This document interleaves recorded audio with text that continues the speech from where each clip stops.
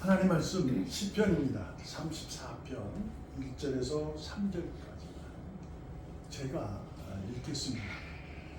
시편 34편을 제가 읽습니다. 잘 들으시고 하나님의 사랑으로 응답으로 인도하시 보호하심으로 들었으면 좋겠습니다. 내가 여호와를 항상 송축하며 내 입술로 항상 주를 찬양하리라. 내 영혼이 여호와를 사랑하리니 곤고한 자들이 이를 듣고 기뻐하리로다. 나와 함께 여호와를 광대하시다 하며 함께 그의 이름을 높이세. 아멘. 아멘. 오늘 말씀은 시편입니다. 시편은 되도록이면 좀 뭐라 그럴까요? 주일 이렇게 예배는 잘 하진 않지만 한번 오늘 본문의 내용이 어떤 의미를 갖고 있는지, 또한 우리 삶의 어떠한 모습으로 우리에게 적용해야 하는지를 알고자 해서 매일 매 순간 그날까지라는 제목으로 은혜를 나누려고 합니다. 말씀 속에서 우리가 하려고 합니다. 여러분도 아시는 분은 있을 거예요. 성경을 다 아시는 분도 있고, 그러나 잘 모르시는 분도 있지만, 여하튼 오늘의 시편 34편의 저자는 다윗입니다. 다윗은 우리가 알듯이 그는 어릴 적부터 믿음이 남달랐죠. 그래서 그는 어릴 적에도 골리앗 장군이라는 큰 원을 물리쳤고 아주 대단한 업적을 세웠죠. 그가 또한 하나님으로부터 기름 부음을 받아 장차 왕이 될 수 있는 그러한 하나님의 은혜를 입었고, 그래서 그가 사울의 또한 사울 왕이 사위가 되어서 그는 전쟁터로 나가서 승리를 매번 하게 됩니다. 그때 찬양의 노래가 사울은 천천히요 다윗은 만만이라 라는 찬양이 있어서 그는 오히려 사울 왕에게 미움을 받게 되고 사울 왕은 그를 분노하여 그를 죽이려고 합니다. 왜냐하면 자신이 왕이니까 왕으로서 자기는 천천인데 다윗은 만만이야. 이건 이거 안 되지. 그런 거죠. 우리도 알다시피 이 권력을 갖게 되면요, 권력에 욕이 있습니다. 욕망이 생기죠. 그것이 이제 권력욕하는 거예요. 그리고 나서 이 권력이 욕망이 생기면 뭐가 생기냐면 권력을 좌지우지하려는 주의자가 생깁니다. 그래서 나는 권력자야 이렇게 하는 거죠. 그런 부분이 생기는 거죠. 근데 이게 하나님이 이것을 애초에 염려하잖아요. 이스라엘 백성들이 하나님의 은혜로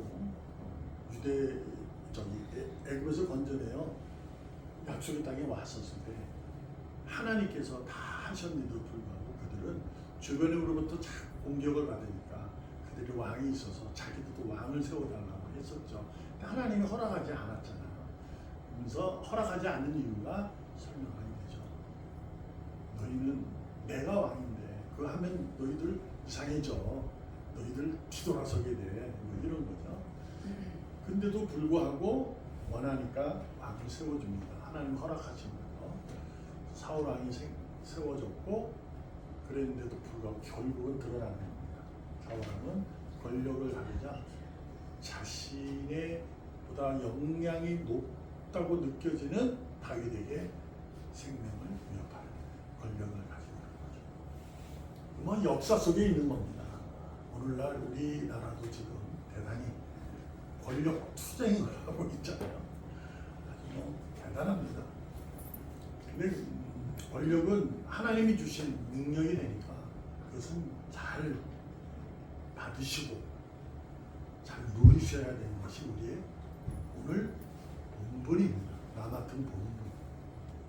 내가 본분이 뭐냐? 하나님 주신 능력으로 나는 내 자리에서 허락하신 이곳에서 무엇을 어떻게 하는 것인가 하는 것을 해야 되는데, 여러분도 알다시피 지금도 사울이나 왕이나 다윗과의 형태의 모습이 지금도 있잖아요. 옳고 그름을 따지기보다 우리는 하나님의 자녀는 하나님의 자녀로서 자기가 믿는 하나님이 있으니 그 믿음으로 살아가야 됩니다. 그럼에도 불구하고 우리는 이 땅에서 살기 때문에 이 땅에서 주어진 환경과 나의 삶 속에서 내게도 신념이라는 게 생기게 됩니다. 그래서 저는 늘 말씀드린 신념은 믿음이 될 수 없어요. 믿음은 오직 그리스도입니다. 그냥 확신, 나를 죽으면서까지 살려주신 그것이 믿음이에요. 신념은 그게 아닌 거기 때문에 그 신념을 믿음으로 인해서 신념은 가질 수 있습니다. 그러나 신념으로 인해서 남을 비난하면 안 돼요. 남을 비난하면 안 돼요. 비판은 할 수 있어요. 아유 저건 아니지. 그렇게 하면 안 되는 거 아니야? 하지만 비난으로 나가면 안 됩니다. 그것을 오늘 본문에서 우리가 알고자 하는 겁니다. 자, 오늘 본문은 어떤 게 다윗이 쓴 것인데요. 이 쭉 내용이 하나님은 우리를까지 살펴주신다는 얘기예요. 우리가 힘들 때도 갇히게 해주시고 우리를 보호해 주시고 내가 또한 구하면 구하는 대로 나를 지켜주신다. 이러한 고백을 합니다. 근데 이것이 어떨 때 썼느냐가 중요해요. 이것은 뭐 너무 길어서 제가 혼자 읽겠습니다. 그래서 잘 들으셨으면 좋겠어요. 이게 언제 쓴 거냐면 다윗이 사울왕의 생명의 위협을 받자 그는 도망을 치게 됩니다. 도망을 쳐서 블레셋, 지금은 팔레스타인이죠. 도망을 간 거예요. 거기서 도망을 가서 그 블레셋의 가드라는 지역의 왕 아기스 앞에서 미친 채를 하고 생명을 유지하는 그러한 것이에요. 그것을 통해서 그 가드왕 아시스에 의해서 쫓김을 당합니다. 너 안 돼, 너 가져. 너 미친놈, 너 안 돼 있어. 내버리기 위해서 그는 굴로 들어가 숨게 되는 그러니까 이것이 어디 있냐면 사무엘상 22장 10절에서 15절까지입니다. 제가 읽을 테니까 빨리 읽을 테니까 들으세요. 그날에 다윗이 사울을 두려워하여 일어나 도망하여 가드왕 아기스에게로 가니 아기스의 신하들이 아기스에게 말하되 이는 그 땅의 왕 다윗이 아니니까. 여기서도 알다시피 그 다음에 뭐라고 얘기하냐면 우리가 춤추며 이 사람의 일을 노래하며 이르되 사울이 죽인 자는 천천히요 다윗은 만만히도 하지 아니하였나이까 한지라. 어떤 의미냐면 다윗은 아직 왕이 아니에요. 근데 사울이 왕이에요. 근데 블레셋에서 소문이 나는 거예요. 다윗은 너무 위대한 사람이다. 큰 사람이다. 이렇게 되는 거죠. 그래서 뭐냐? 신하들이 왕이시여 당신은 이 사람이 죽일 수도 있습니다. 이게 첩자로 와가지고 당신이 죽일 수 있어요. 이렇게 이제 한 거예요. 그때 12절에 보면 다윗이 이 말을 그의 마음에 품고 가드와 아기스를 심히 두려워하여 그러니까 생명의 위협을 받을 수 있잖아요. 그래서 뭘 하느냐 13절에 가면 그들 앞에서 그의 행동을 변하여 미친 채 하고 대문짝에 그적거리며 침을 슬슬 흘리면서 그냥 막 대낮에 막 물에다 머리를 박고 막 이러는군요. 그런 행동을 하게 됩니다. 그때 아기스가 이걸 보고 야 신하들이 야 봐라 너희가 보거니와 이 사람이 미치광이다. 어찌하여 그를 내게로 데려왔느냐. 내게 미치광이 부족하여서 너희가 이 자를 데려다가 내 앞에서 미치질을 하게 하느냐. 왜 어찌 내 집에 이런 애를 데려와 내보내 이렇게 된 거죠. 그리고 나서 찬양을 하는 거예요. 여기서 이제 많은 이제 주석들 해석들을 보면 다윗이 왕이기 때문에 나중에 왕이 되기 위해서 미치정을 한 것이다 라는 주석도 있고요. 그는 여기 보면 성경에 아기스 왕을 심히 두려워했다. 처음에는 사울 왕이 두려워서 도망을 친 거잖아요. 그래서 그는 사람을 두려워했다. 하나님을 두려워하지 않았다. 뭐 이렇게 이제 부정적인 내용을 쓰게 되기도 합니다. 이런 말도 저런 쓰게 됩니다. 그러나 저는 이 부분을 이렇게 저는 합니다. 다윗이 미친 척까지 하면서 자신의 생명을 유지했던 이유는 뭘까? 여러분은 어떻게 생각할지 모르지만 저는 이렇게 생각합니다. 다윗은 어릴 적부터 하나님을 향한 믿음이 남달랐던 사람이에요. 우리는 그걸 압니다. 그래서 하나님께서 그를 17살 때 그를 왕으로 기름을 부어 받은 자입니다. 그러므로 그의 믿음은 남달라요. 그는 왕이 되기 위해서 미친 척을 하기보다는 저는 이렇게 생각합니다. 그는 어릴 적부터 하나님의 믿음이 남달랐다는 것은 하나님의 선하심을, 그분이 인도하시고 보호하심이 있다는 그 사실을 매일 매순간 경험했던 사람이에요.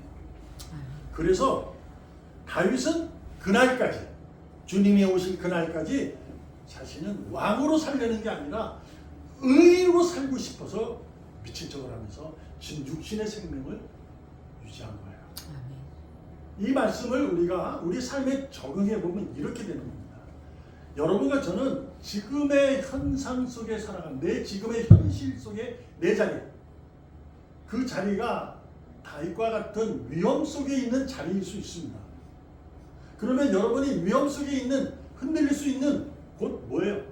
돈, 권력, 이름, 이런 것들. 이게 없어요, 나한테. 근데 뭐 합니까? 죽습니까? 나는 믿음으로 죽을 거야. 죽으면 죽으리라 하는 믿음이 이제 성경에 기록되긴 합니다. 그러나 그것은 이게 상황 속에 있는 거예요. 상황 속에서 상황의 믿음을 가지고 우리가 다투면 안 돼요. 그거는 그 사람의 믿음이니까. 죽으면 죽으리라는 믿음이 뭐 최고의 믿음 같지만 다윗은 도망했다니까. 미친 척을 하면서 자기의 생명을 유지해서. 이것이 어떤 의미로 다가와야 되느냐. 여러분, 위험한 상황을 허락하신 분은 하나님이세요. 왜냐하면 내 발걸음을 인도하신다, 나를 보호하신다, 이것이 여러분과 제가 믿음으로 고백되어지는 의인이라면 내가 지금 없는 것조차도 하나님이 그렇게 허락하시고 계시는 거예요. 내 재산을 하나님이 뺏어간 게 아니고요, 하나님께서 나를 허락하신 거예요. 그 자리에. 그래서 무엇을 원하고 계시느냐, 내가 맡은 본분, 역할, 하나님의 자녀로서 하여야 할 신분의 역할을 하기를 원해서 그러십니다. 그것이 하나님이 뭐 하시는 거예요? 만들어 가신다라는 거죠. 우리가 의인으로 하나님은 만들어 가세요. 여러분, 죄송합니다만 우리가 실패를 해도 하나님의 약속은 변하지 않습니다만, 중요한 것은요, 실패로 인해서 넘어지는 것은 안 됩니다. 넘어지면 안 돼요. 우리는 실패라는 그 과정, 내가 삶이 어렵고 힘들고 고난, 고통 중에 있다는 그 사실을 이 가운데서 나는 넘어지면 안 돼요. 어떻게 하는 거냐면 나는 하나님의 선하심을 믿는 겁니다. 그것이 우리에게 가장 큰 숙제예요. 언제까지? 그날까지. 그날까지요, 우리는 그 숙제를 해야 합니다. 그걸 우리가 잘 못하게 됩니다. 숙제는 쉽지 않잖아요. 그거예요. 그래서 나는 왜 맨날 이래? 왜 나한테는 하나님은 내가 그렇게 믿었는데 나한테는 뭐 하는 거야, 하나님? 저 사람은 말이야, 나보다 못한 것 같은데 저 사람에게는 하나님께서 부어주시고 나는 뭐야? 뭐 이런 식. 그래서 여러분, 죄송한 얘기지만 세상적 얘기. 찌질한 놈이 가장 찌질한 누구냐면 남 탓하는 거야. 나는 열심히 했는데 저 사람 때문에 내가 안 되고 있어. 이 세상 때문에 안 되고 있어. 이놈의 정치 때문에 안 되고 있어. 이놈의 경제가 그래. 뭐 그런 그 탓을 하는 거죠. 근데 중요하잖아요. 나만 겪는 게 아니라 그 사람도 경험하고 있거든요. 똑같은 거잖아요. 근데 유난히 나만 그렇다는 거예요. 그게요, 가장 찌질한 사람. 가장 찌질. 그런 삶을 믿음의 자녀는 살면 안 돼요. 하나님 왜 그러냐면요, 하나님께서는 당신의 독생자 되신 예수 그리스도 성자님을 나무의 십자가에 달려 죽게 하신 거예요. 왜요? 우리의 죄인을 의인으로 만들기 위해서 아주 그냥 과감한 약속을 그 과감하게 실행하신 겁니다. 당신의 작정을 하신 거예요. 그래서 그 약속은 변하지 않는다 그럽니다. 변할 수가 없어요. 그래서 우리가 의인이 된 거예요. 근데 의인이 되면 우리는 무엇을 가진 거죠? 영생이라는 것을, 부활이라는 영생을 얻은 거예요. 그게 끝입니다. 근데 우리가 이 땅의 삶을 살아가야 되잖아요. 전부 다 그렇죠. 알아요. 아이고 목사님 압니다. 하나님이 우리에게 믿음을 주셔서 우리가 부활의 생명을 가진 자로 하늘날 소망을 두고 살아가라고 압니다. 근데요, 내 삶이 왜 이래요? 하는 거죠. 근데 그것을 가지고 오늘 본문에서 다윗이 아주 확실하게 보여주고 있는 겁니다.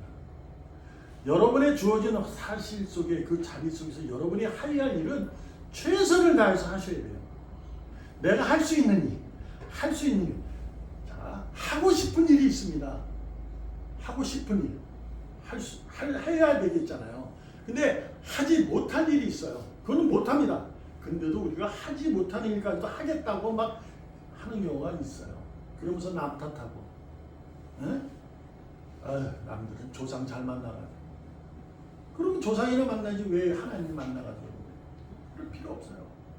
내가 지금 이 주어진 이 사실 속에서 매일, 매 순간, 그날까지 행복하시네. 행복이라는 건 뭡니까? 돈으로 주어질까요? 물론 돈이 삶의 가치를 높여주는 건 사실이에요. 봐요. 돈이 없잖아요. 그러면 자신도 괜히 사람들 앞에서 주눅이 들어요. 그게 돈이 없다고 죄가 아닌데도 불구하고 그게 자기가 주눅이 들어요. 삶의 가치가 떨어져요. 돈 있는 사람은요, 뭔가 다릅니다. 이 걸음걸이도 달라지고 목도 달라져요. 그리고 늘 이렇게 해서 이제 하죠. 그것이 이제 돈 없는 사람은 부러운 거예요. 그래서 돈은 삶의 가치를 주어지게 합니다. 그런데 성경은 뭐라고 그래요? 돈은 일만 악의 뿌리라. 그러면서 뭐라고 말씀하냐면 돈을 사랑하지 말라. 그거는 우리가 돈이 없어야 된다는 의미가 아닙니다. 내가 돈을 있어서 삶의 가치가 높아지는 건 좋은 거예요. 근데 이 삶의 가치가 높아졌는데 그 삶의 가치를 주시는 분이 하나님이라는 것을 잊지 말아라. 그 얘기예요. 근데 우리는 내가 돈 없으면 주는 일어서 교회 와서도 헌금 못한다고 숨어서 목사님 또 성금 얘기하면 괜히 마음에 찔려가지고 또 하네. 그냥 빨리빨리 이 시간만 지나라. 이렇게 하는 경우가 생겨요. 그 말 아니냐. 하나님이 여러분에게 돈을 원하지 않아요. 뭘 원하신다고요? 믿음. 믿음만이 하나님을 기쁘게 할 수 있다. 아멘. 그 믿음으로 그분께 다가가는 자는 상 주신 거 알기 때문에 다가가는 거거든요. 오늘 여러분이 예배로 온 것은 하나님이 상을 주신다는 것을 알기 때문에 온 거예요. 근데 그 상이 돈이 아니라 그 얘기예요. 우리에게 믿음이에요. 믿음의 능력이 곧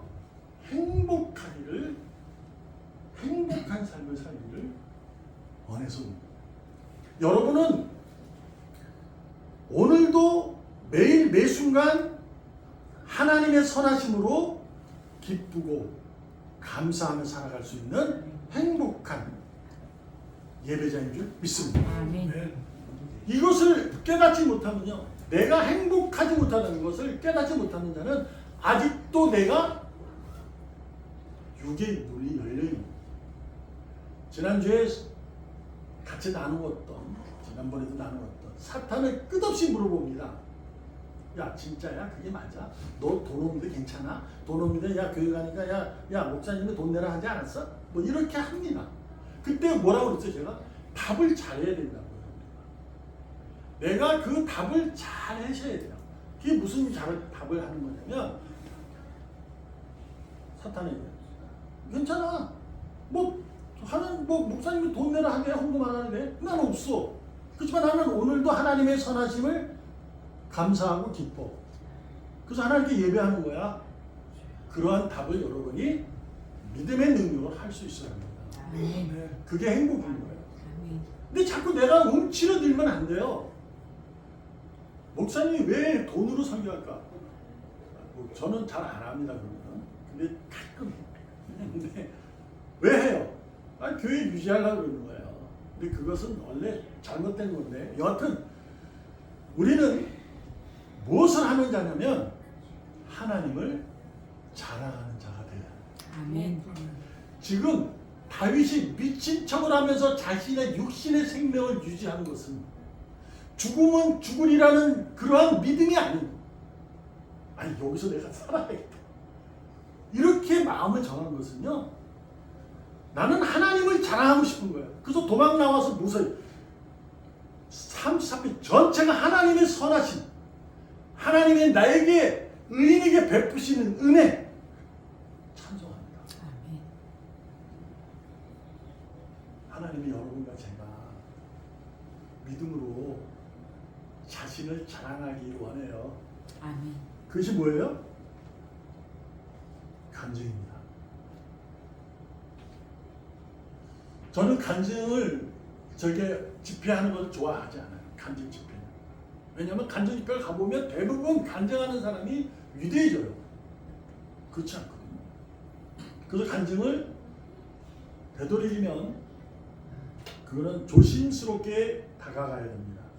근데 간증은 무엇을 하는 거냐면 사탄이 물어볼 때 하나님의 선하심을 답을 하는 겁니다. 하나님께서 그럼에도 불구하고 나에게 이런 선하심을 베풀었어 라고 고백하는 거예요. 그걸 나누는 거예요. 그래서 여러분의 삶이 솔직히 이러진 않잖아요. 하나님의 선하심이 나를 저 구렁텅이로 내보냈어. 이렇게 간증하는 사람은 아무도 없어요. 언제 간증하느냐? 그것이 구렁텅이에서 이제 살아났을 때 그거 얘기하게 되잖아요. 그런 거예요.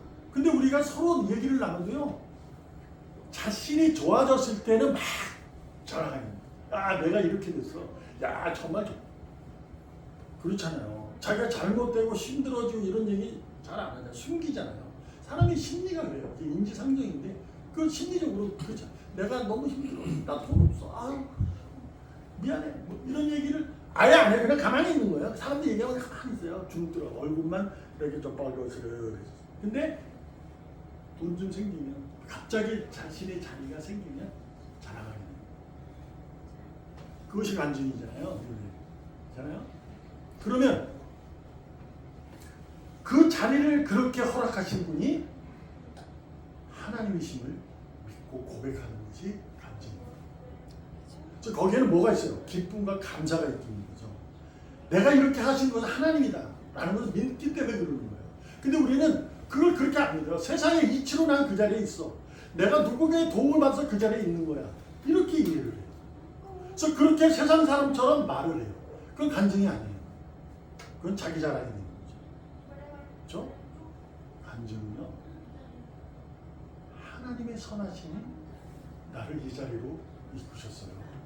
저는 그래서 감사합니다. 여러분보다 제가 비록 못합니다. 그렇지만 저는 이 자리에 너무 감사해요.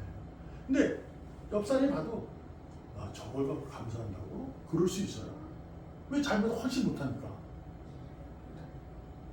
근데 그분은 감사해요. 그게 간증이에요.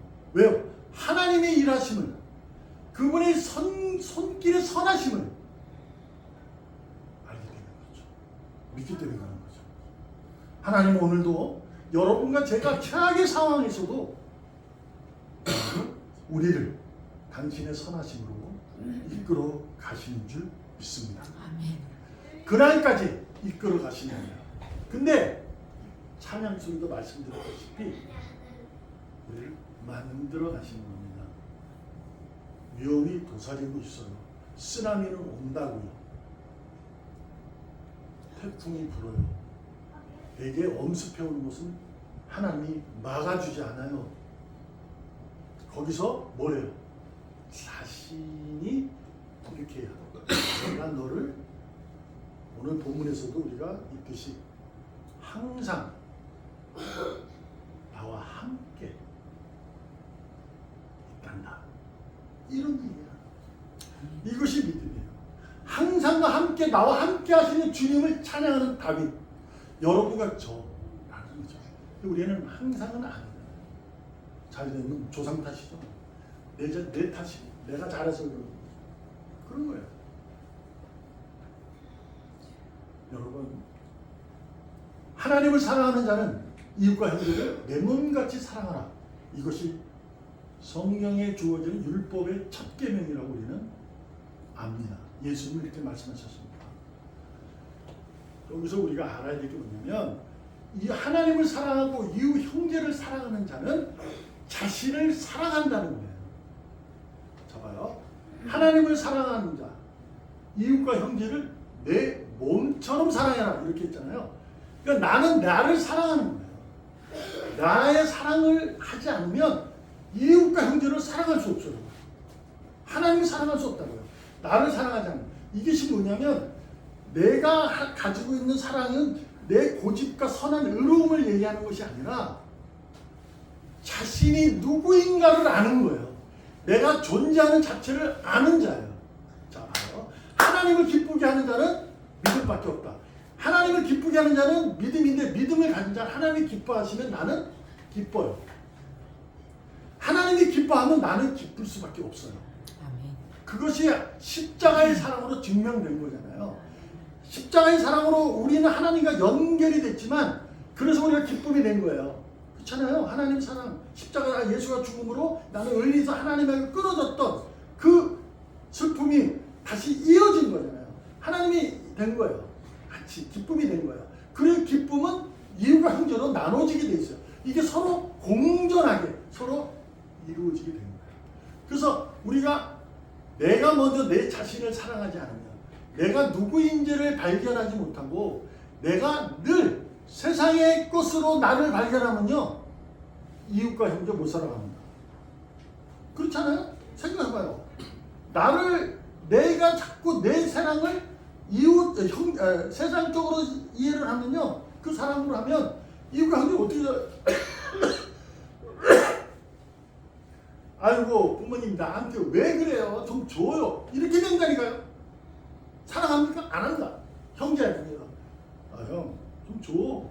이렇게 돼요. 형은 있잖아 나는 없어. 이렇게 돼요. 그리고 또 이웃간에도 그렇게 하잖아요. 근데요 자신을 사랑하는 자, 자신이 기쁨이 하나님도 옮기라고 믿는 자는요 이웃과 형제를 사랑하게 됩니다. 그래서 뭐 하는 거냐? 이사야 45장 23절에 보면 내가 나를 두고 맹세하기를 내 입에서 공의로운 말이 나갔은즉 돌아오지 아니하나니. 무슨 말이야? 하나님께서 뱉은 말은 공의롭다는 거예요. 변함이 없다. 약속은 지켜진다. 그래서 내게 모든 무릎을 꿇었겠고 모든 혀가 맹세하리라.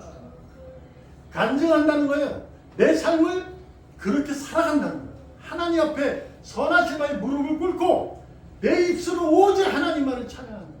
하나님을 찬양하는 자는 자신이 누구인지를 아는 거예요. 자신이 누구인지를 아는 자는 이웃과 형제를 사랑할 수밖에 없습니다.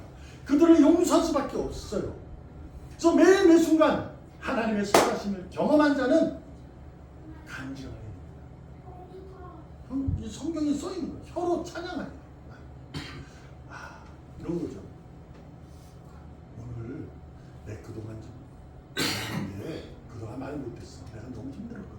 근데 와 이런 일이 생겼어. 그런 거 말이야. 근데 이 일이 나는 몰랐거든. 나는 그분이 해준 줄 알았어. 근데 아니더라고. 이것이 하나님이 하시더라고. 이렇게 된다는 거예요. 저도 이해를 못했다니까요. 공부하면서도. 이거 하나님께서 자기 은혜 주셔서 자기가 이거 감사하다는 거예요. 그래서 웃긴다 그랬어. 근데요, 하나님의 은혜를 경험하면 하나님의 자녀라는 사실이 스스로 깨닫게 된다면 하나님의 자녀는 찬성으로 보답할 수밖에 없는 큰 사랑을 경험한 자는 것입니다. 그 사람만이 간증합니다. 간증하는 자는 행복한 예배자예요. 내 행복은 하나님께로부터 왔어. 저는 이 자리에 주신 거 하나님의 은혜야. 너무 감사해. 난 몸도 바를 모르겠어. 와, 생각지도 못했거든.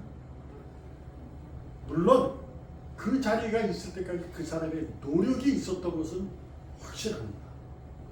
그렇잖아요? 그러나 위험한 상황에 있어서 그냥 널브러져 있는 것이 아니라 하나님께서 큰 바위로 숨기셨으니 숨길 속에서 다시 하나의 일을 최선을 다해서 했을 거예요. 그러면서 내 이게 잘못되면 그 자기가 최선을 다한 노력이 하나님이 허락하시고 만들어 가신다. 나를 행복한 예배자로 만들어 가신다는 걸 잊어버리게 되면 그 노력이 자기 거가 되는 거예요. 그래서 자기 사랑이 된다 이거예요. 자신을 사랑하는 자는 하나님의 기쁨을 아는 자예요. 자신만을 사랑하는 자는 잘못된 거죠.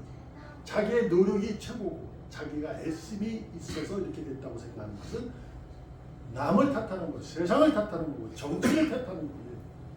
여러분과 제가 오늘도 매일 매순간 행복한 예배자인 줄 믿습니다.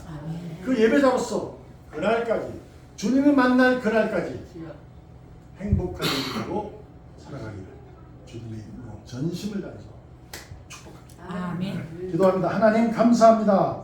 찬양합니다. 오늘 하나님의 선하심을 경험했으니 이 선하심을 자랑하며 살아가겠습니다. 감사합니다. 살아계시는 예수님의 이름으로 감사하며 기도합니다. 아멘. 아멘.